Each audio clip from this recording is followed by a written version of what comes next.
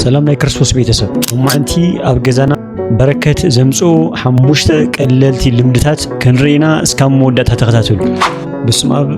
وولد ومنفس قدوس أهدو أملاك أمين يتبارك إجزابير أملاك أبوينا لذا بسحنا ناس كذاتي ساعات نزعلت معلتي زبسحنا نيبوتات أملاك إجزابير سمو نزل المالم استخبرن استمسجنا يوم نإجزابير بيتسب نايكرسوس سجان محرة سلامن مسكولاتنا يوم كم أملاك فقاد نيلم معنتي مدبي أبجزنا بركة زمسو حموشتا قللتي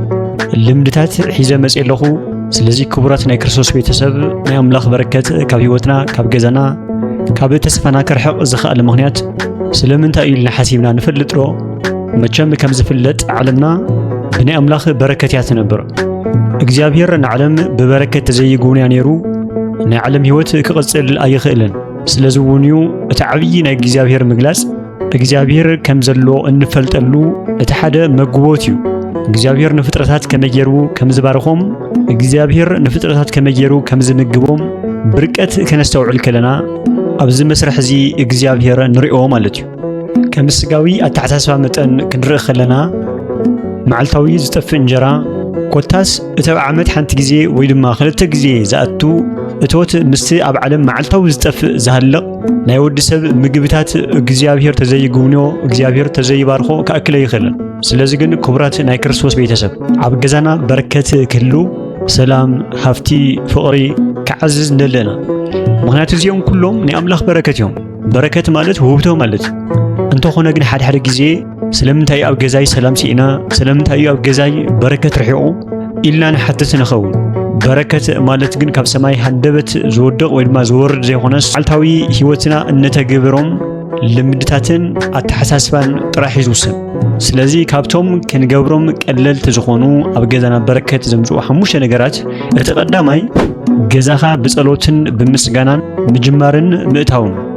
بركة ششاي أبزلو جزا كدم جنبر أفت جزا أملاخ يزمسكن نجوه تسأخ لها مشتون كدك اسك لها نأملاخ بسألوت زجلت مسجانا أزي اتناي مجمرتا ناي بركة معزوي مالتيو كبرات ناي كرسوس بيتسب نمتا إسكا كم تنجويو كم تندخمو كم تنحلمو كم تنحسوخ نبارخ زي خالنا نازل زخون تخكلين يعمل سنخين ركب جن ناي مرونا نمتبر سجاو زخونا ملستات أزجاجنا ناي مرونا نتبرو مالتيو كنفولتو زجبنا ناي كرسوس بيتسب جن أبويانا أبدخمنا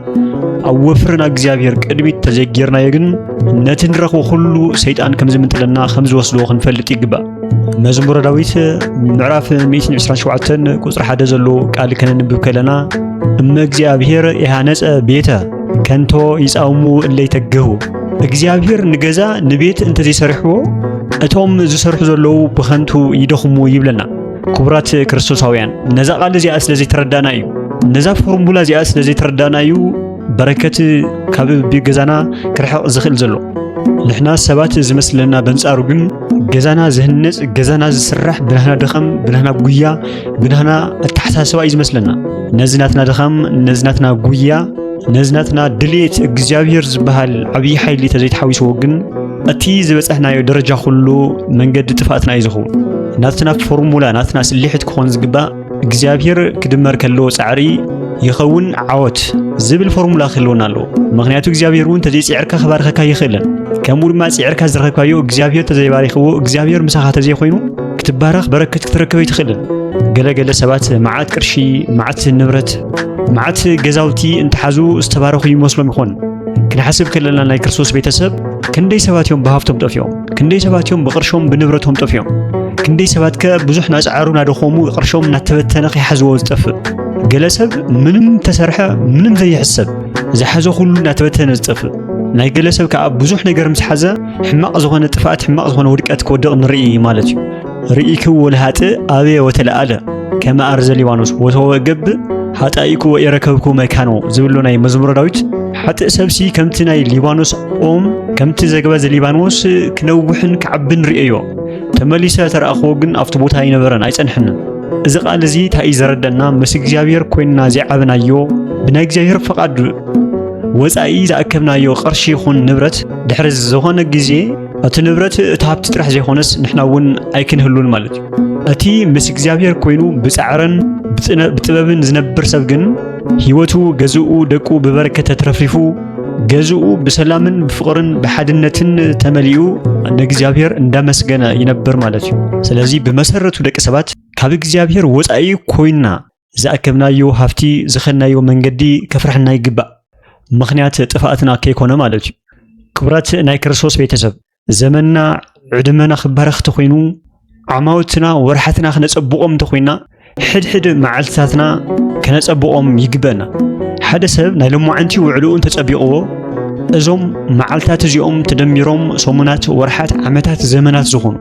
ስለዚህ ከም ክርስቲያን መጠን እዚ ዓመት እዚ ከፀብቆ ብዝብል ሞቲቬሽን ምልዓል ዘይኮነ ክንልዓል ዝግበአናሲ ናይ ሎማዓንቲ መዓልተይ ከፀብቆ ናይ ፅባሕ መዓልተይ ከፀብቆ ናይ ፍረ ናይ በረከት መዓልቲ ክገብሮ ታይ ክገብር ኣለና ክንብል ይግበአና። ክንፈልጦ ዝግበአና ዕውታት ሰባት መዓልቶም እዮም ዝፀብቁ። ስለዚ ናይ ክርስቶስ ቤተሰብ መዓልትና ክፅብቅ ካብ ንጎ ክንጅምር ኣለና።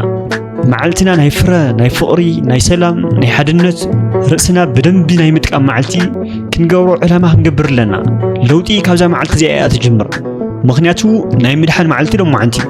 ናይ ምዕባይ መዓልቲ ሎማዓንቲ እዩ። ናይ ምልዋጥ መዓልቲ ሎማዓንቲ እዩ። ህይወትካ ዘመናትካ ትቕይረሉ መዓልቲ ሎማዓንቲ እዩ። ፅባሕ ናይ ባዕሉ ጭንቂ ኣለዎ። ፅባሕ ናይ ባዕሉ ፕሮግራም ኣለዎ።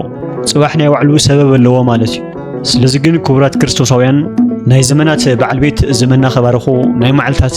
በዓል ዋና መዓልትና ከባርኹ እቲ መዓልቲ ለይትና ንሕና ብዘይንፈልጡ ብዙሕ ነገር ሓልዩ ዘሕደረና ደቂስና ክንትስእ ዝገበረና ናይ ልኡላን ኣምላኽ እግዚኣብሔር ሽሙ ክንቅድስ ክንባረኽ ይግበና። ደቂ ሰባት ብቐሊሉ እንረኽቦ ነገር ናይ ምቅላል ተደጋጋሚ እንሪኦ እንገብሮ ነገር ብዙሕ ቦታ ይንሆን። ደቂስካ ምትሳእ ንባዕሉ ዓብይ ዝኾነ በረከት እዩ፣ ጊፍቲ እዩ፣ ውህብቶ እዩ። ሎማዓንቲ ንዓና ናይ ኣምላኽ ገጸ በረከት እያ። ነዚ መዓልቲ እዚኣ ዘይተበርከተሎም ሰባት ብዙሓት ኣለዉ። ስለዚ ግን ዕድመና ግዜና መዓልትና ህይወትና ሃፍትና ገዛና እግዚአብሔር ክባርኽቱ ኮይኑ እታ ናይ መጀመርያ ዕለት መዓልትና ብምስጋና ዝተመልአ ጸሎት ክንስንያ ይግበአና ማለት እዩ። ኣብታ መዓልቲ እንገብሮ ምንቅስቃስ ስራሕ እንምገቦ ምግቢ ኩሉ ብኣምላኽ ስም ክንባርኾ ይግበአና። ካብ መጨረሻ ክንድቅስ ከለና እውን ነቲ መዓልትና ባሪኹ ብሰላም ዘውዓለና ኣምላኽ ብጸሎትን ብምስጋናን ክንዓጽኦ ይግበአና። እቲ መዓልቲ ጸሊናን ኣመስጊናን ክንድቅስ ይግበአና። ንጎሆ ይኹን ምሸት ንኣምላኽ ተንሲኻ ምምስጋን ነቲ መዓልቲ ይኹን ነቲ ለይቲ ኣብ ትሕቲ ዕቕባ ናይ ኣምላኽ ኣብ ትሕቲ በረከት ናይ ኣምላኽ ተእትወለኻ ማለት እዩ። ዘይሃድር በረድኤተ ልዑል ወይነብር ውስተ ጽላሎቱ ለኣምላከ ሰማይ ዕቑባና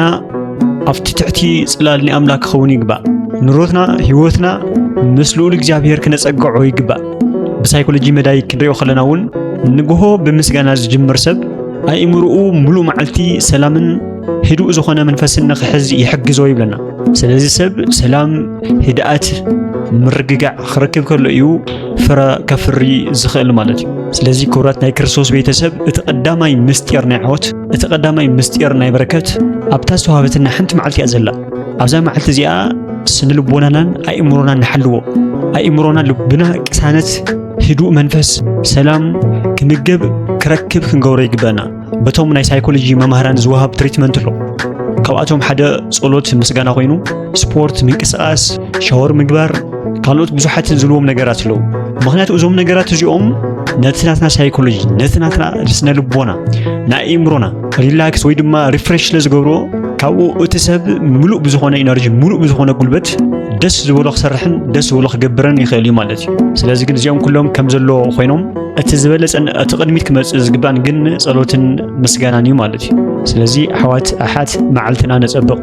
ዘመንና ህይወትና ኩሉ ንኽባረኽ ማለት እዩ። ካልኣይ ማዕጾ ገዛኻ ንምጽዋትን ንእንግዶትን ክፍቲ ምግባር። ክቡራት ክርስቶሳውያን ኣብዚ ሕጂ ዘሎ ሰብ ኣብ ገዝኡ ጋሻ ክቕበል ከሎ ምጽዋት ክህብ ከሎ ገዝኡ ዝበርስ ዘሎ ገዝኡ ዝጠፍእ ዘሎ ዝኸስር ዘሎ ኮይኑ ዝስማዓና ሰባት ብዙሓትና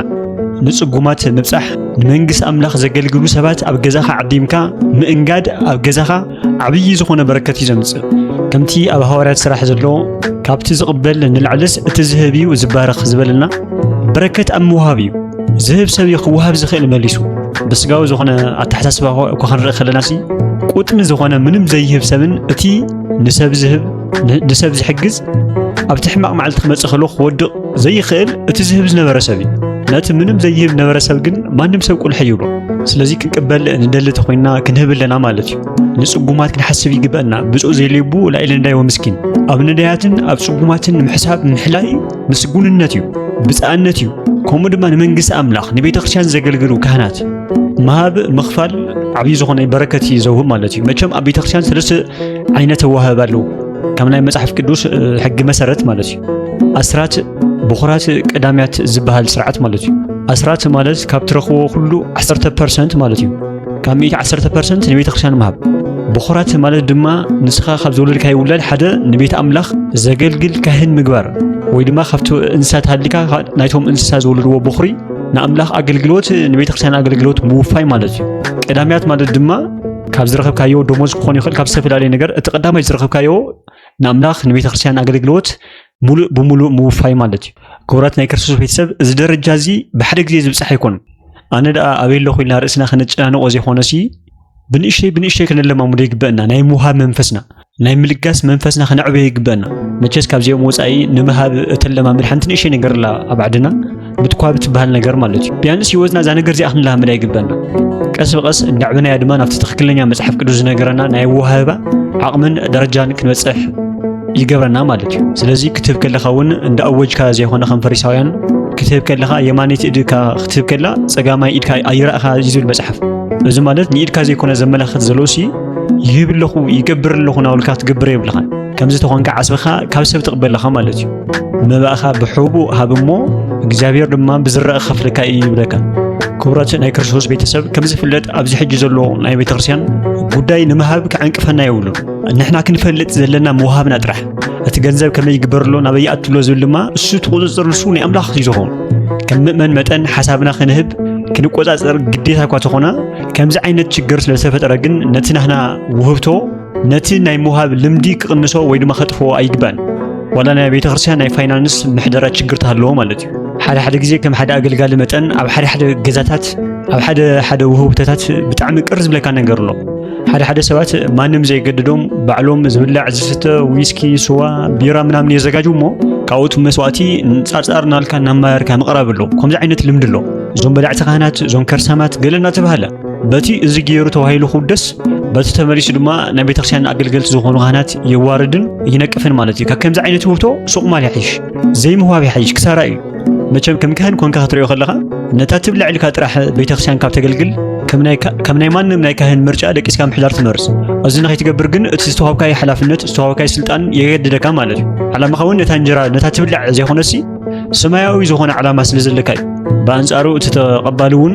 ዝግበር ዝግዛእ ከምዚ ኣምፅእ ናበልካ ሰብ ክትጨናንቕ ከም ዘይብልካ እውን መጽሓፍ ይነገረና እዩ ማለት እዩ። ስለዚ እቲ ናይ ሎማዓንቲ ዓላማይ ግን ነዞም ፀገማት ምዝርዛር ዘይኮነሲ ኣብ ገዛና ከመይ በረከት ንረክብ ዝብል እዩ። ስለዚ ክርስቶሳውያን እዞም ዝነገርኩኹም ሰለስተ ነገራት ኣስራት፣ በኹራት፣ ቀዳምያት ንጽጉማት ምሕጋዝ ንኻህን ንኣገልጋሊ ቤተ ክርስቲያን ዝግብኦ ዋጋ ምኽፋል ነቲ ናይ ገዛና በረከት ዘቕንሶ ዘይኮነስ ዝባርኾ ዘወስኾ ዘብዝሖ ከም ዝኾነ ክንርዳእ ይግበአና ማለት እዩ። ስለዚ ህይወትና ገዛና ዝሓዝናዮ ኩሉ ነገር ክባረኽ ተኾይኑ ገዛና ንምጽዋትን ንእንግዶትን ክፍቲ ክኸውን ይግባእ ማለት እዩ። ዕብራውያን 13 ከይተረድኦም መላእኽቲ ዘእንገዱ መላእኽቲ ዝተቐበሉ ነይሮም እዮም። ስለዚ ምእንጋድ ጋሻ ምቕባል ኣይትረስዑ። ነዚ ዓብዪ ኣብነት ክኾነና ዝኽእል ኣቦና ኣብርሃም ማለት እዩ። ገዝኡ ኣብ መስቀለኛ መንገዲ ገይሩ ነታ ገዝኡ 4 ኣፍ ደገ ገይሩ በ4 ዳይሬክሽን በ4 ኣንፈታት ዝመፁ ሰባት ኣብ ገዝኡ ኣዕሪፎም ኣብ ገዝኡ ተኣንጊዶም ንኽኸዱ ብፍቕርን ብትሕትናን ጋያሹ ይቕበል ነይሩ። ኣብ መጨረሻ ድማ ስላሴ ዝኣክል ኣብ ወልዲ መንፈስ ቅዱስ ኣብ ገዝኡ ከም ዝተቐበለ ንፈልጥ ማለት እዩ። ከምኡ ብዙሓት ኣቦታት ኣለዉ ጋሻ ብምቕባል ልምዲ ብዙሓት መላእኽቲ ዝተቐበሉ ኣቦታት ማለት እዩ። ስለዚ መሃብ ናይ ምቕባል መንገዲ ኢልና ክንኣምንን ክንቐበልን ይግበና። እቲ ሳልሳይ ድማ ካብ ሕሜታን ዘይረብሕን ወረ ምርሓቕ ክንርዶ ዝግበአና ክቡራት ናይ ክርስቶስ ቤተሰብ ኣብ ገዛ ሕሜታ ቂምታ ንሰብ ምውራድ እንተሃልዩ እቲ ናይ ኣምላኽ በረከትን ሰላምን ካብ ገዛና ይርሕቕ ማለት እዩ። ኣብ ክንዲ ዘይረብሕ ወረ ኣብ ክንዲ ዘይረብሕ ዘረባ ግን ቃል ኣምላኽን ጽቡቕ ዝኾነ ወግዕን ዘረባን ክንላምድን ክኸውንን ይግባእ ማለት እዩ። እቲ ሓደ ዓብዪ ነገር ክንፈልጦ ዘለና ናይ ክርስቶስ ቤተሰብ ሕሜታ፣ ጭቕጭቕ፣ ባእሲ፣ ዘይረብሕ ወረ ምምልላስ ንሰብ ምውራድ ዘለዎ ገዛ ምችም በረከት የብሉን። ብዓብዪ ከምዚ ዓይነት ልምዲ ዘለዎ ገዛ ሰላም የብሉን። ሰላም ዘይብሉ ገዛ ድማ እግዚአብሔር የብሉን እግዚአብሔር ዘይብሉ ገዛ ድማ በረከት የብሉን ስለዚህ ገዛና ቃል እግዚአብሔር ዝድገረሉ መንፈሳውያን ዝኾኑ ስርዓታት ዝፍጸመሉ ንሰባት ጽቡቕ ንብጉዕሉ ጽቡቕ ንሕግዘሉ ፍቕርን ሓድነትን ምትሕልላይን ዝተመልኦ ገዛ ክኸውን ከሎ እዩ ኣምላኽ ዝባርኹ ሰላም ክንሪኦ ከለና ተዛዓበየ በረከት እዩ ሰላም ተዚሃልዩ ሰብ ክሰርሕ ይኽእል ሰላም ተዚሃልዩ ሰብ ብሓደ ክነብር ይኽእል ሰላም ተዚሃልዩ ሰብ ጥዑይ ዝኾነ ተዓብያ ክዓቢ ይኽእል ስለዚ ሰላም መሰረት ናይ ኩሉ በረከት እዩ ኣብ ገዛ ሰብኣይን ሰበይትን ሰላም ተዚሃልዩዎም በረከት ክመጽእ ይኽእልን እቶም ውሉድ ክባርኹ ይኹኑን ስነልቦናዊ መዳይ ክረአ ከለውን ሰላም ዘለዎ ገዛ ንውልዳትን ንሳብ ሓዳርን ጥዑይ ዝኾነ ናይ ኣእምሮ ዕብየት ክህሉ ይገብር ብጥዑይ ናይ ኣእምሮ ዕብየት ዝዓበየ ውላድ ድማ ዓብዪ ዝኾነ ተኣምር ክፈጥርን ክሰርሕን ይገብር ማለት እዩ ስለዚ ናይ ኣምላኽ ሰላም ኣብ ገዛና ክሰፍን ናይ ኣምላኽ ሰላም ኣብ ገዛና ንኽመልእ እቲ ቀዳማይ ክመጽእ ዝግባእ ምጭቕጫቕ ካብ ገዛና ክንርሕቕ ይግበአና ሕሜታ ንሰባት ቂምታ ባእሲ ስለዚ ከምዚ ዓይነት ምልምማድ ዘለዎ ገዛ መቸም ግዜ ክባረኸ ይኽእል እስኪ ክንሓስቦ ከለና ናይ ክርስቶስ ቤተሰብ ነዚ ኣን ምግባር እንታይ ትኸብድ ነገር ለታሕጂ ክስካብ ሕጂ ዝተባእስናዮ ክስካብ ሕጂ ዘዋርድናዮ ክስካብ ሕጂ ዝሓመናዮ እንታይ ዓይነት ዋጋ ከምፀልና እንታይ ዓይነት በረከት ከምፀልና ርኢና ንፈልጥ ንምንታይ እቲ ዋጋ ከምፀልና ዘይኽእል ነገር ንምግዳፍ ልብና ዝኸብዶ ኣእምሮና ዘጨንቐና ንምንታይ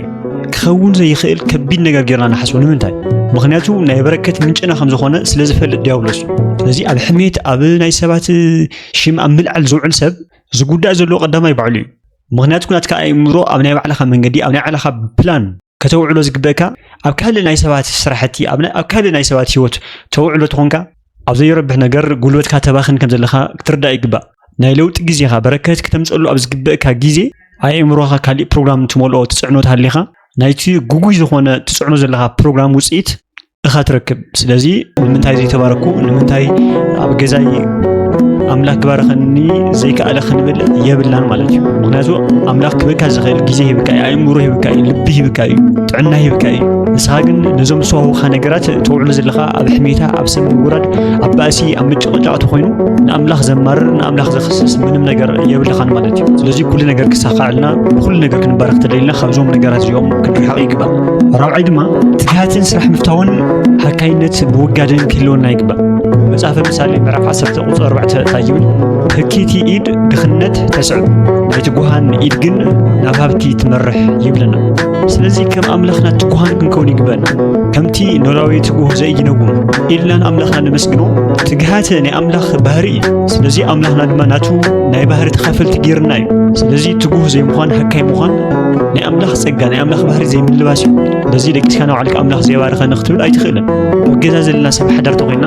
በብዝተዋሃበና ጸጋ ብስምምዕን ብርድድእን ክንሰርሕ ይግበአና ገዛና ክባረኽ ተኾይኑ ሓደ ጥራሕ በይኑ ስለ ዝጣቕዐ እቲ ገዛ ክባረኸ ይኽእልን ኩላትና ሓላፍነትና ክንዋፃእ ይግበአና ሰበይቲ ተኾይና ገዛ ብስነ ስርዓት መሓዝ ንጽህና ምሕላው ኮታስ ከም ሰበይት መጠን ኣብ ገዛ ክትገብሮ ዝግባእ ነገር ብዘይ ምንም ተኺድ ብዘይ ምንም ጎደሎ ብዘይ ምንም እንከን ኣብ ደቃ ዘለዋ እንክብካቤ ብትግሃት ክትፍጽም ግድን ይኾን ማለት ኣብ ገዛኻ በረከት ክመጽእ ተኾይኑ ሰብኣይ ድማ በተመሳሳሊ ኾም ንሱ ክሰርሖ ዝግባእ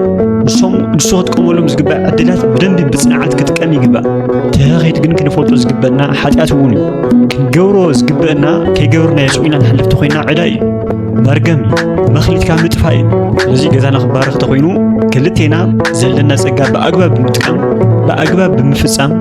ዝለዓለ ደረጃ ገዛና ክባረኽ ዝኽእል ማለት እዩ እቲ ሓምሻይ ድማ ስራሕኻን ገዛኻን ብእምነት ምብራኽን ምምራቕ ኣብ ገዛና ዘለዉ ሰባት ንብረት ስራሕ ብሕማቕ ዝኾኑ ቃላት መርገም ወይ ድማ መግዛእቲ ኣብ ክንዲ ንረግሞም ብበረከትን ብጽቡቕ ዝኾኑ ቃላትን ክንምርቖም ይግበአና እቲ ሕጂ ቀንዲ ምኽንያት ውድቀት በረከት ምስኣን ኮይኑ ዘለውን እዚ እዩ ምክንያቱ እቲ ሰብኣይ ነታ ሰበይቲ ይረግም እታ ሰበይቲ ነቲ ሰብኣይ ትረግም ሰብኣይን ሰበይትን ቆልዑ ይረግሙ ቆልዑ ድማ ንወለዶም ይረግሙ ምምስጋን ዝበሃል ነገር የለን ምብራኽ ዝበሃል ነገር የለን መን እዩ እስከ ሕጂ ብስርሑ ዘመስግን ሰብ ማንም ሰብ ክሰርሕ ከሎ ስርሑ እናረገመ እቶም ንስርሖም ዘመስግኑ ውሕዳት ሰባት እዮም ብጣዕሚ ስለዚ ትዕበት ትንኣስ ነታ ንሰርሓ ነገር ክንምርቓ ከለና እግዚኣብሔር ካሊእ ጸጋ ክውስኸና ዝኽእል ካሊእ በረከት ክውስኸና ዝኽእል ንምንታይ ዋላ ሽንቲ ቤት ምፅራግ ዘይኸውን ንምንታይ ዋላ ምኹሳር ዘይኸውን ስለዚ በዛ ነገር እዚኣ ኣምላክ ክነመስግን ከለና ነዚኣ ክሰርሕ ዓቕሚ ዝሃብካኒ ነዚኣ ክሰርሕ ጥዕና ዝሃብካኒ ኢልና ንዘለና ነገር ንባርኽ ነመስግን ተኾይና እግዚአብሔር ድማ ካሊእ ጸጋታት ካሊእ በረከታት ኣብ ልዕልና ክፍስስ ዝኽእል ማለት እዩ ንንገዝኦ ንብረት መረረት መርገም ንዝወለድናዮ ውላድ መድኃኔዓለም የጥፍኻ መድኃኔዓለም ይዓንጽልካ ዝብል ሕማቃት መርገማት ሕማቃት ቃላት ምጥቃም ናይዞም ሕማቃት ቃላት ኢነርጂ ጉልበት ፍራኸውን ዝኽእል ሕማቅ ዘርኢ ሕማቅ ውፅኢት ሮሜ ምዕራፍ 12 ቁጽሪ 14 ይብለና መርቁ እምበር ኣይትርጎሙ ይብለና እቲ ዝባረኸካ ብሩኽ ይኹን እቲ ዝረግመካ ድማ ርጉም ይኹን ከም ዝተባሃለ ዝባረኽ ዝባረኽ ዝምርቕ ዝምረቕ ስለዚ ዝወለድናዮም ውላዳት ብፅቡቕ ዝኾኑ ቃላት እንዳምረቕና ንዕብዮም እንተኮይና ዘለዎም ጉልበት ኢነርጂ ብዙሕ ዝኸውን ዓብዪ ዝኸውን ጽባሕ ንግሆ ውፅኢታውያን ኮይኖም ህይወቶምን ስድራ ቤቶምን ሃገሮምን ክቕይሩ ዝኽእሉ ቆልዑ ክንሰርሕ እንኽእል በዞም ጽቡቓት ቃላት ኮስኩስና ዘዕብናዮም ቆልዑ ማለት እዩ ስለዚ ብዝተኻለ መጠን ናይ ክርስቶስ ቤተሰብ ሰብኣይ ንኹን ሰበይቲ ነንባዕልና ክንመስጋገን ነንባዕልትና ክንመራረቕ ይግበአና ኩሉ ህይወትና ንብረትና ገዛና ውሉድና ንሕና ተመሪቕና እዩ ክምረቕ ዝኽእል ንሕና ተባሪኽና እዩ ክባረኽ ዝኽእል ስለዚ ከም ክርስቲያን መጠን ከምዚ ዓይነት ልምምድ ክህሉ ይግባእ ኣብ ገዛና ጠቕልል ብዝበለ ግን በረከት ማለት ጥራሕ ገንዘብ ዘይኮነስ ሰላም ፍቕሪ ጥዕና መንፈሳዊ ዕግበት እዚኦም እቶም ዓበይቲ በረከታት ብገንዘብ ክንገዝኦም ኣይንኽእል ብገንዘብ ክንምፅኦም ኣይንኽእል እዞም ነገራት እንተሒዝና ግን ንገንዘብ ይኹን ንብረት ይኹን ዝተፈላለዩ ደስ ዝብለና ነገር ከነምፅእ ንኽእል ማለት እዩ ስለዚ እዞም መሰረታውያን ዝኾኑ ናይ በረከት ምንጭ ዝኾኑ ነገራት ክንሕዞምን ክነስተማቕሮምን ክንፈልጦምን ይግባእ እዞም ልምድታት እዚኦም ኣብ ገዛና እንተተግቢርናዮም ገዛና ናይ በረከትን ናይ ሰላምን ናይ ፍቕርን መድረኽ ክኸውን እዩ ማለት እዩ ስለዚ ክብራት ናይ ክርስቶስ ቤተሰብ ኩሉ ግዜ እንሰምዖም ኣብ ተግባር ናይ ምእታው ኣብ ተግባር ናይ ምውዓል ባህሊ ክህልወና ይግባእ ቃለይ ሰሚዑ ዝገብሮ ከምቲ ልባም ሰብ ገዝኡ ኣብ ኮኺ ዝሰርተ ሰብ ይምሰል ይብለና መጽሓፍ ሰነፍ ሰብ ግን ገዝኡ ኣብ እንታይ ይስርቶ ማለት እዩ ኣብ ሰነፍ መሬት ማለት እዩ እንግዲ ውሕጅ ንፋስ ይመጽእ ትገዝኡ የፍርሶ ማለት እዩ ስለዚ ገዛ ዝተባሃለ ልቢ ልብና ኣብ ጽኑዕ ዝኾነ ኣስተምህሮ ክንስርቶ ይግባእ እዚ ኮይኑ ውሕጅ ንፋስ ዝበሃሉ ምጥርጣር ክሕደት ክመጽእ ከሎ ጸገም መከራ ክመጽእ ከሎ ልብናን ህይወትናን ይፈርስ ማለት እዩ ስለዚ ኩሉ ግዜ እንምሃሮ እንሰምዖ ናብ ተግባር ናይ ምእታይ ልምዲ ባህሊ ክህልወና ይግባእ ቢያንስ ዋላ ኩሉ ተዘይኮነ ብንእሽተይ ማዕንቲ ካብዘን ሓሙሽተ ነገራት ሓንቲ ክጅምር ኣለኒ ኣብ ሓንቲ ከስተውዕል ኣለኒ ናብ ኣክሽን ከኣትውለኒ ዝብል ዓይነት ስምዒት ክህልወና ነዚ ንክንገብር ናይ ኣቦታትና ኣምላኽ እግዚኣብሔር ይሓግዘና እዚ ትሕዝቶና ኩሉ ንኽበፅሕ ላይክ ሼር ግበርዎ ሰብስክራይብ ብምግባር ናይ ኬብሮን ኣጋፔ ቤተሰብ ኩኑ ናይ ክርስቶስ ጸጋን ምሕረትን ሰላምን ምስ ኩላትና ይኹን ሰላም